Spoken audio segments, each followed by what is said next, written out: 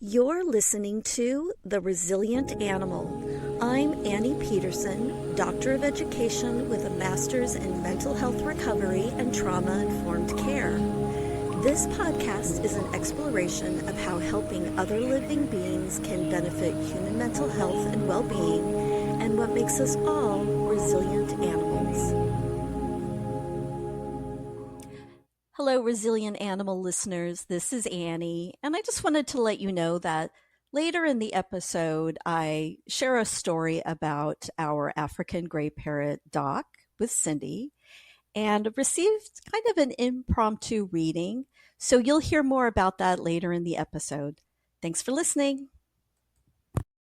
And I'm so excited. Today, I get to talk to Cindy Richardson. She's joining us on the Resilient Animal podcast.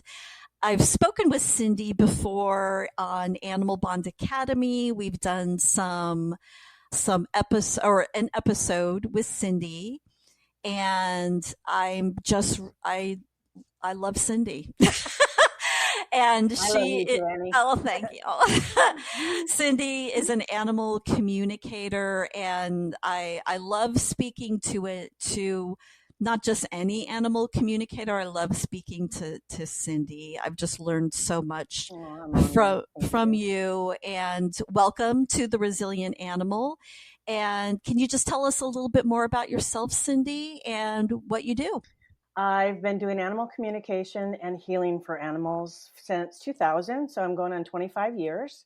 I've spoken to everything from snakes to an elephant at the Wild Animal Park to kitty cats, mice, every little animal, every big animal, and even reptiles and bunnies, and love it. It's what I prayed to have. I prayed at 3 years old.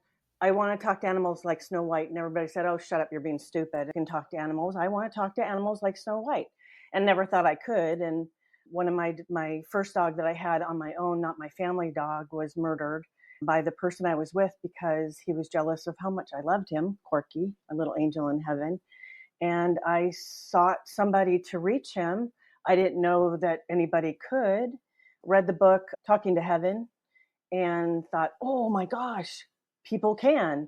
So I just went on this journey to try to find somebody, and everybody was like, I'm getting this really gold light and love and everything, but I'm not getting any information. And so I went to a Sedona religious retreat and found this lady that was in Sedona, and she said, don't tell me nothing. Don't say nothing. Let me do my thing. She put her head back and she goes, oh, honey, you've talked to animals before. You just have to remember how to do it. I like literally fell out of my chair. I'm like, how do you remember how to do it if you don't remember how to do it? It's like, don't you remember the color red? Just remember. If you've never seen it, how do you remember? And she goes, oh, my vet went to a class. Just call my vet. She'll give you the name of the lady that taught her. I did. And there you go. Yeah, that's amazing. And something interesting too, and one of the reasons why I wanted to start this podcast, because there are just there's just varying reasons why people work with animals and why they want to do things to support animals and support people too. And when you talked about your dog being murdered by the person you were with, we did a previous episode with a woman, Maya Badham, in the UK, and she's in outside or in England. And she just founded a nonprofit that focuses on survivors of domestic abuse and also animals that are survivors of domestic abuse. And just that connection between the two. And she's, gone on and created this nonprofit. And it's just amazing what people will do to help animals and help other people. And I love that you're helping people really through their grief.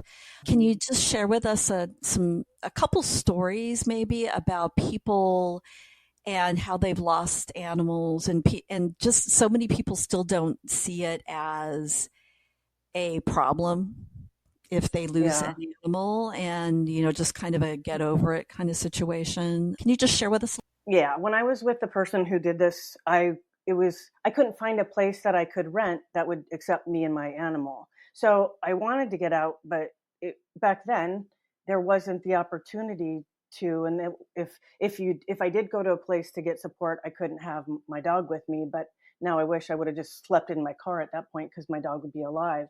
But it's amazing how so many people said to me, "Oh, it's just a dumb dog, get over it." And I'm like, "You're you're actually saying that to me? Have you met me before? You know me and you're actually going to say that to me?" It just I was appalled at how insensitive people can be.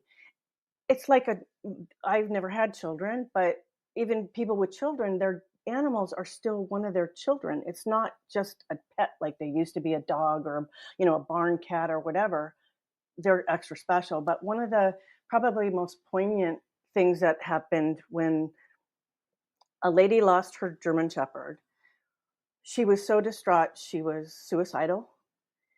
And that they were that close and that bonded. And the daughter is the one that contacted me and said, "I'm so afraid my mom's going to do something stupid. And I want to see if you can reach her dog. And that'll give her some peace, maybe." So in my session, I saw the dog on the couch and I saw a lady on the floor. And I'm like, why would the lady be on the floor and the dog's on the couch? But the dog had its head on her shoulder. And when the mom read that, I guess she burst into tears because that's how they always sat together. So she knew everything that the dog was saying to her now in heaven, from heaven.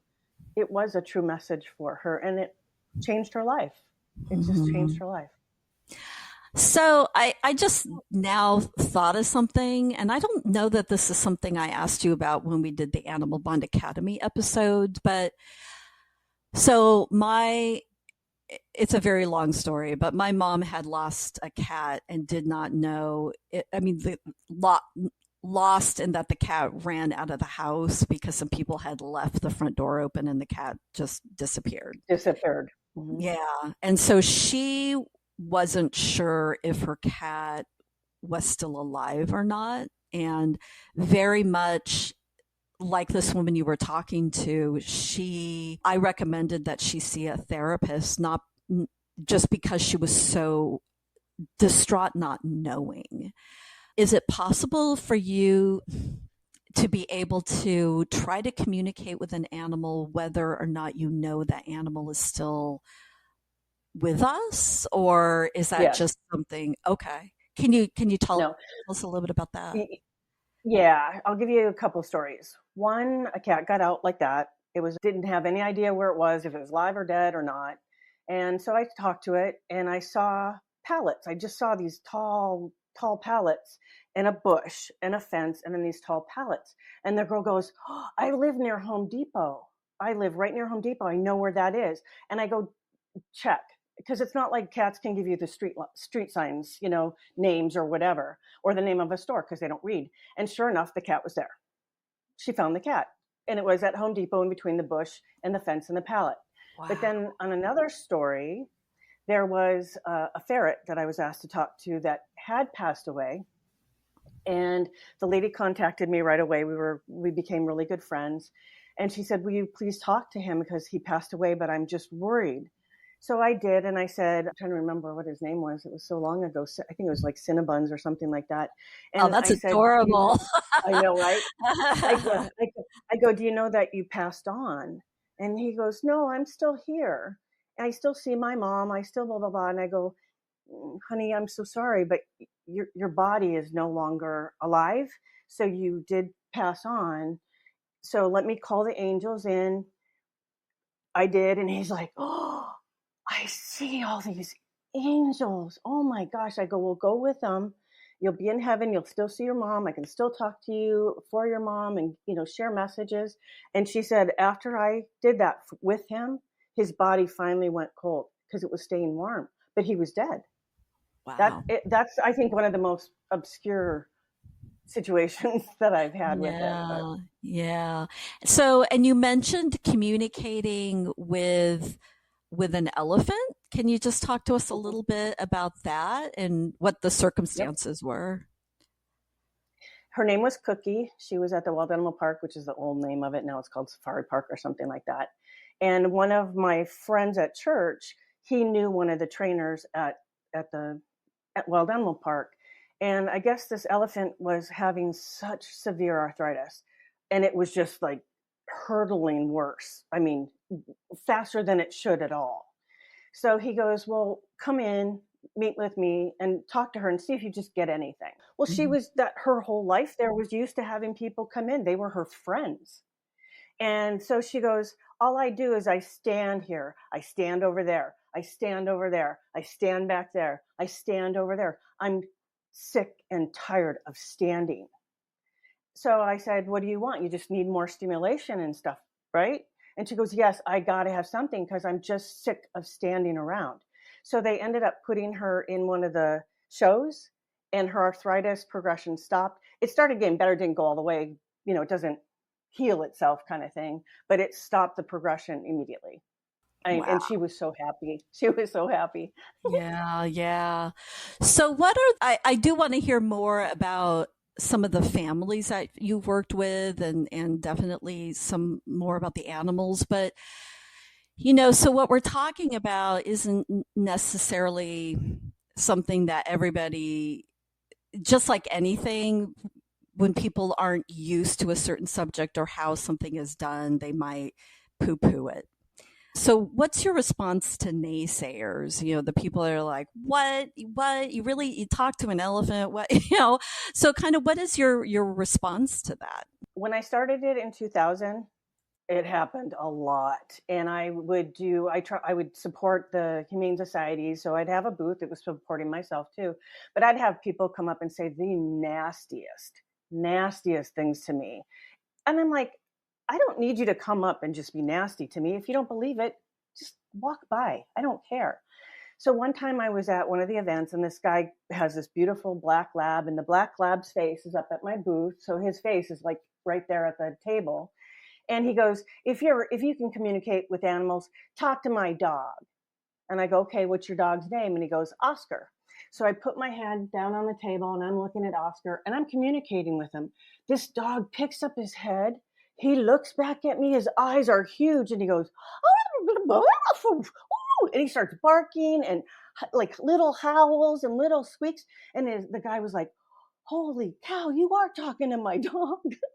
So that's how it started back in 2000. But as the years progressed, it wasn't that way anymore. Even like the Humane Society, like Dr. Gary would come up and talk to me about this, and we'd joke about his dogs and stuff like that. So it became more accepted and more understood. And there was that lady on TV, I can't remember when or what her name was, but I remember her. I don't remember yeah. her name either, but I remember Hmm. who you're Hmm. talking about. She had a show. Yeah.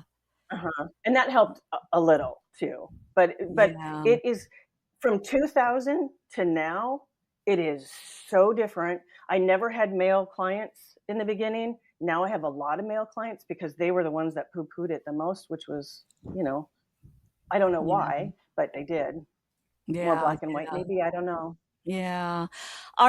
So when you do communication, do you need to be, no, I know because when you speak to animals that have already moved on, that's one thing. But when you're speaking to live animals, do you have to be in the same room? Is it via video? Can you do that? What are the different circumstances that you can A, communicate? a lot of animal communicators do phone sessions or do live in person. I don't have the time to drive everywhere, and I have clients in Germany, Japan, South Africa, Australia, Canada, and that's how I can talk to departed animals too. Is I just use a picture. I ask for a list of what people want to ask or tell their animal, and while I'm talking to them, I'm writing down their responses. When I used to do phone sessions, because I'm talking to them telepathically and it's in silence, the person would keep talking. And I'm like, stop talking. You asked me to ask the animal this question, and I'm trying to, and you're still talking. And then call waiting, and then their cell phones ringing. And then as I'm talking to the animal, oh, can you add this too? And it's so I just went to doing it the way I do it, and I work so much better that way. And I probably get 15 to 20 minutes more talk time with the animal, doing it the way I do it for me. So actually that brings up, and basically all I wanted to know with my African gray is why he loves hanging out under the toilet. So it's That's so funny. funny. Yeah, so So he does he sit on the back of it, or does he sit on the toilet lid closed? What does he no, do? so he oh my gosh, he's so funny. So we adopted him 7 years ago. He was 18 years old, and we adopted him from Parent Education Adoption Center because our previous African gray had passed away. He was in his 40s, and we Oh didn't wow. want to, we wanted to adopt. And my husband loves African gray parrots. I've never really been a bird person, but I loved the African gray that we had. And so we went through PEAC to adopt. And we knew when he came to us that he had come from a really tough situation. He had lived in a home with a woman who was dying, and Oh, he and the wow. other animals basically witnessed this woman being ill and dying, and she was the primary caretaker. And so when she was in hospice, her husband was unable. He cared for the animals, but he didn't love them the way she did. Right. And so basically, these birds that were able to just live in the house like a dog or a cat were locked in their cages. They were cared for, they were fed, they were clean, But they but just weren't loved. yes, yeah. And so he did the right thing after his wife passed. He did the right thing and gave the birds to an organization that he knew would find the right homes for them Mm-hmm. where they would be loved. And it was perfect because our bird's name is Doc, and our previous bird was named Tonto, and Tonto was never in his cage. He had a cage, but basically that's where his food and water was. Mm-hmm. And so he Yeah. would go in there to eat and drink, and then yeah, and then when we weren't home, we'd put him in there just to be safe. And we Right. really wanted another bird like that. And that could just basically go wherever he wanted in the house, that was confident enough to be able to follow us around and go from room to room, because we don't have dogs and cats. We have Mm-hmm. birds and we have guinea pigs. Mm-hmm. And we looked around and people were like, "Oh, I know a bird, I know a bird, I know a bird." And we met Doc through PEAC, and it was perfect. It was the perfect match because he follows us around. I come home from work and I go in the kitchen, and he's in the kitchen, and I go in the bedroom and he's a dog. That's sweet. But his safe space is the bathroom, and he loves hanging out under the toilet. And not sure why. Neither one of us are sure why. I mean, if we can't find him, 99.9% of the time it's because he's under the toilet. And so, and that's You know just, what? You know what just popped in my head?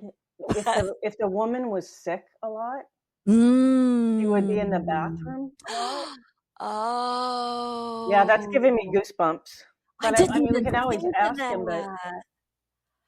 Oh, and he gets really mad at us if we're in his bathroom. He gets really mad at us.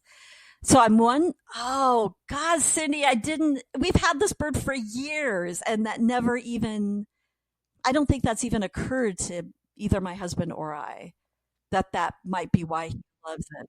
No, but you're we could fine. always tell your little one, Mm-hmm. hey, I'm sorry. Your new mom and dad know that Mm-hmm. your mom passed away. Knew that you Mm-hmm. probably comforted her a lot because she was sick, but you seem to get angry if they try to take you out of it. But they're just trying to spend time with you Yeah. too, and miss you when you're not bonding with them as well. We could always tell them that. Right. Oh my gosh, that makes me want to cry because yeah, I know, oh, Cindy, I know how much he loved her. And Yeah. we don't want to take And that love sometimes they don't away. understand. Sometimes they don't understand. I had a horse that said, the husband died, and this horse was attached to the husband, and she stopped eating, she stopped drinking, she wouldn't even move. I mean, she was Mhm. basically just letting herself die. And Mhm. when I talked to her, she goes, "My daddy left me. I cannot believe my dad just left me." And I said, "No, Mhm. honey, he got really, really sick and he died, and he's in Yeah. heaven and he's watching over you, but he didn't leave you. He died. Yeah. If he would have stayed here, he would have been in more pain. He would have been more sick. So you would want him to go to heaven, right? And not be here and suffer." And she goes, "Yes, of course." And I go, "Well, that's what happened. He didn't leave you. He's still with you. I have messages, I can tell him messages for you." And she was fine. Immediately after that, she was fine. Ate, drank, fine. She was happy. She understood, but a lot of animals kind of don't, because it's like, gosh, I Yeah. had a dog sister where my parents left with my dog sister and they never came back with her. Did they throw her away? What happened? Yeah. Yeah. Wow. Oh my gosh. That makes so much sense. You just gave me a major revelation that hadn't even occurred to me that would be it. And it's not that it's interesting because it's not like he yeah, this makes so much sense because he doesn't like it when we're in the bathroom, and he gets very angry if the bathroom door is shut because he Mm. can't see what's on the other side of the door. And he Oh. might be thinking she's in there. I don't know. I don't Or know. maybe she's bonding with him still, because Hmm. I mean, not that not that humans that are departed can communicate with their animals kind of telepathically, I don't think in the same way, but Hmm. a lot of animals don't understand the communication or the feelings they're getting from the person, because let's say she is sending him love and thinking about him, and he's Hmm. thinking about her, but he still thinks she left him. Yeah. Yeah. Wow. Oh my gosh, you just blew my mind. You just blew my mind. I can't wait to Not, share this with my husband when he comes but home. that It's but that was the first thing that popped in my head when you started talking about it, because I just felt this lady in this bathroom, and she's sick, so if he was with her, she could put her hand down to him while she was, sitting against the tub, or hmm. sitting on the floor in the sink next to the sink or something like that, like he was, um, Yeah. calming her down. And And now that you brought that up too, one of his favorite places, because we have perches for him in each of our rooms, mhm. including the bedroom. I'll sit in the bedroom and I'll work on my laptop and just sit on the bed, and I have a perch for him there, and he's perfect. And that's what our other bird used to just sit on the perch. He loved being in the bedroom and just watching us work on the computer or watch TV or whatever.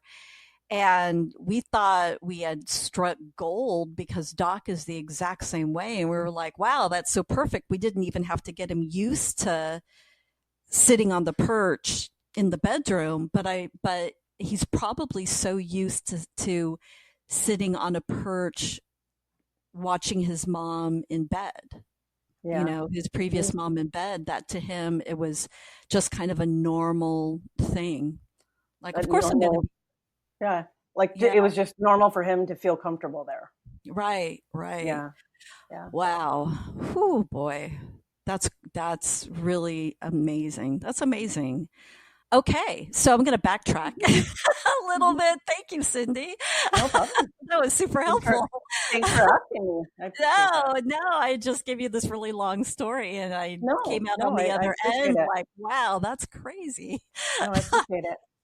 And yeah, anyway, so we did start to talk about kind of how you prepare yourself to communicating with animals too. Do you mind sharing that, or is that Sure. very personal for you? No, it's not personal at all. In fact, when I have taught classes, so after I learned how to do it, I actually have taught many classes to many people, and everybody has the ability to do it. I Mm-hmm. think more people, there's clairaudient, clairsentient, and I'm trying to remember, clairvoyant.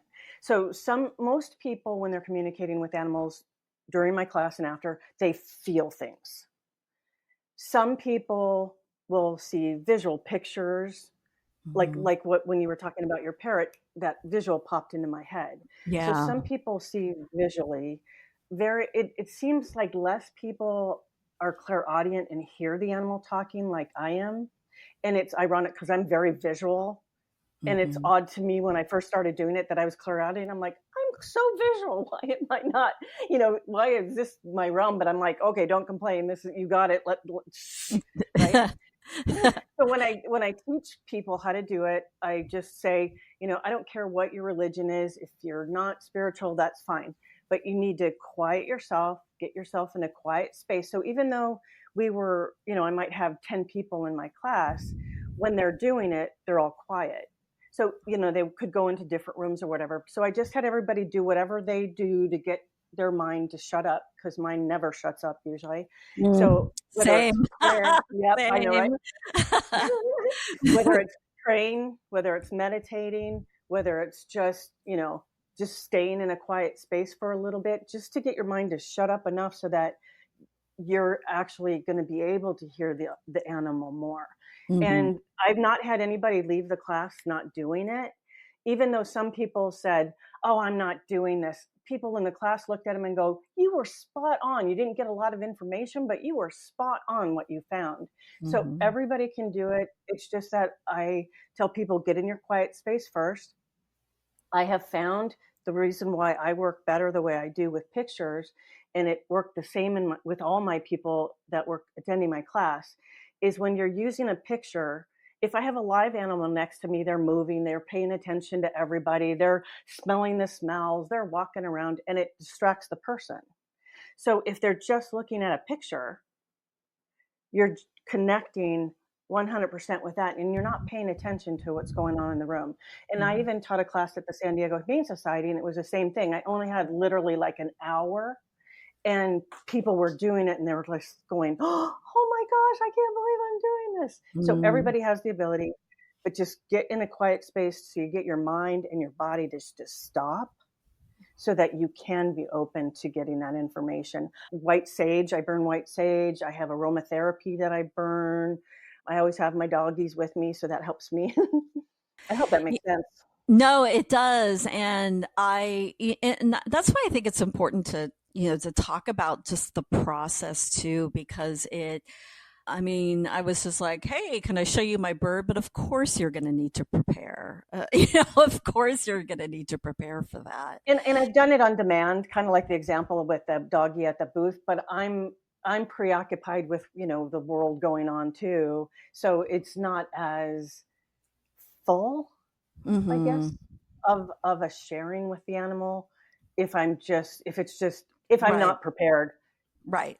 Right. Yeah. No, that makes sense. That makes sense. So, Cindy, we've had an opportunity to talk about animals that are with us, of course, other people's animals, animals that are no longer with us. But can you chat a little bit about the animals that you currently have and just what's going on with them? We adopted a little poodle mix in June, and he was blind and deaf. And the little caption said, they named him Fred. Little Mm-hmm. caption said, he'll live out his golden years in the shelter. And Richie and I are like, no, Mm-hmm. can't do that. And my dog Snickers that I had before I met Richie, who passed away New Year's Eve a couple years ago, was blind and deaf. And then Lollipop, that we had adopted after Richie and I got together, and his dog had passed away. She became blind and deaf. So we were like, okay, we already know what to do with a blind and deaf dog. Let's get this Mm-hmm. dog and help him. And yeah, so his name is Cashew. He is a tenacious little 14-pound tank. He's cute as a button. Yeah, I like Cashew better than Fred. I know, right? So what's going on with Cashew right now? Well, since he was blind and deaf, we wanted to get him sight again if possible. And Snickers had, I don't know if you're familiar with a dog when they have a backward sneeze. He had a Yeah. really bad backward sneeze, and it blew the lens out to the front of his eye, and he couldn't see, and it was all white. So we ended up getting referred to eye clinic, VCA eye clinic in Kearney Mesa, and he had treated my dog Snickers with, for this issue, and got it a little bit better to where it was, I guess it was incredibly painful. So he couldn't see anymore, but he at least wasn't in pain.